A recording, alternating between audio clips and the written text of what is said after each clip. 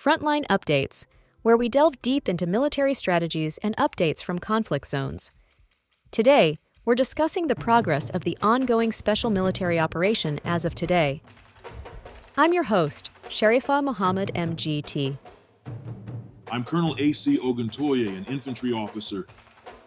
Between 13th and 19th of December 2025, Russian armed forces conducted a coordinated series of strategic, operational, and tactical actions across all major axes of contact. The reporting period was marked by extensive long-range precision strikes against Ukrainian military-industrial infrastructure, sustained ground pressure across 6 operational groupings, and continued degradation of Ukrainian manpower, logistics, and command support systems. The overall operational posture reflects a shift towards systematic attrition combined with selective territorial advances and positional improvements. Welcome to Frontline Updates, the podcast that brings you in-depth insights into military operations from those leading them on the ground. Today, we're joined by Colonel A.C. Oguntoye, an infantry officer monitoring critical missions on the progress of the special military operation as of today. Colonel Oguntoye, thank you for being with us. Thank you, it's good to be here. Colonel Oguntoye, to set the stage, how would you characterize this past week of operations overall?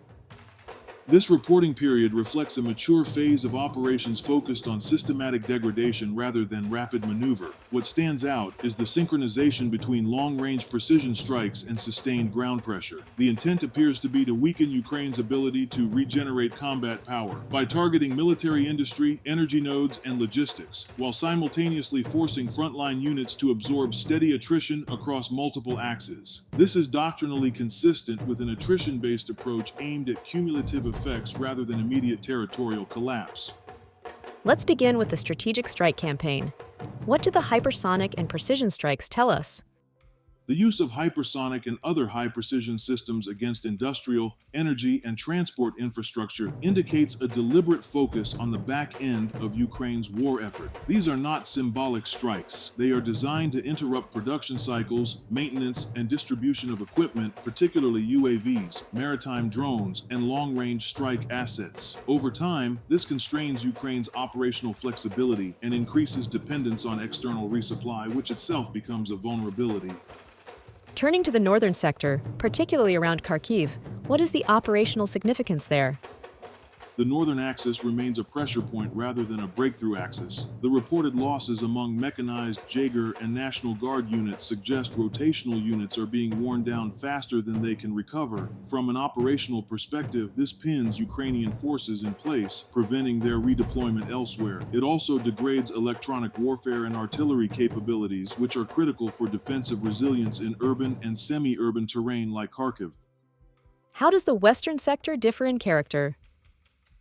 The West is notable for the destruction of Western-supplied systems. That has implications beyond the tactical level. Every destroyed NATO-origin vehicle or launcher represents not just battlefield loss, but logistical and political friction. These systems require specialized maintenance, spare parts, and training pipelines. Attrition here compounds Ukraine's sustainment burden and may reduce the operational lifespan of future aid packages. The southern sector saw particularly high losses. What does that tell us? High casualties in the south usually indicate contested positional fighting rather than rapid advances. The emphasis on taking more advantageous positions suggests incremental gains, better ground, improved fields of fire, and tighter control of supply routes. In doctrine, this is classic positional warfare. Advance just enough to force the defender to counterattack, then attrit those counterattacking forces with artillery and fires. The central sector, especially around Donetsk, remains intense. Why is this area so critical? Central Donetsk is operationally decisive because it anchors multiple Ukrainian defensive belts. Encirclement and clearance operations there aim to collapse resistance node by node, eliminating mixed formations including airborne, marine, and special operations units, reduces Ukraine's ability to conduct flexible responses. Once these formations are degraded, the defense becomes more static and predictable. The eastern sector saw territorial gains. How meaningful are these advances? Liberation of settlements in the east serves both tactical and psychological purposes. Tactically, it extends defensive depth and disrupts Ukrainian staging areas. Psychologically, it reinforces momentum. These advances are not deep penetrations, but they indicate that Ukrainian defensive cohesion in this sector is under sustained strain. Finally, the Dnipro axis. What role does it play? The Dnipro axis is about shaping, not seizing. By destroying artillery, including Western systems, and logistics depots, forces there prevent Ukraine from massing fires across the river or conducting amphibious-style raids. It's a containment mission with strategic implications for southern stability. Air and missile defense activity was intense this week. How should we read that? High interception rates suggest both a dense Ukrainian strike effort and a priority placed on protecting rear areas. From an operational standpoint, effective air defense preserves command nodes, logistics hubs, and civilian infrastructure, enabling sustained operations without strategic disruption. Colonel, thank you for providing such a detailed briefing on the current military situation. Your insights are invaluable to our understanding of the conflict's dynamics. And thank you to our listeners for tuning in. Join us next time as we continue to provide up-to-date coverage on global military affairs. Stay with us for more updates and expert analyses on global defense and security issues. Stay informed, stay secure.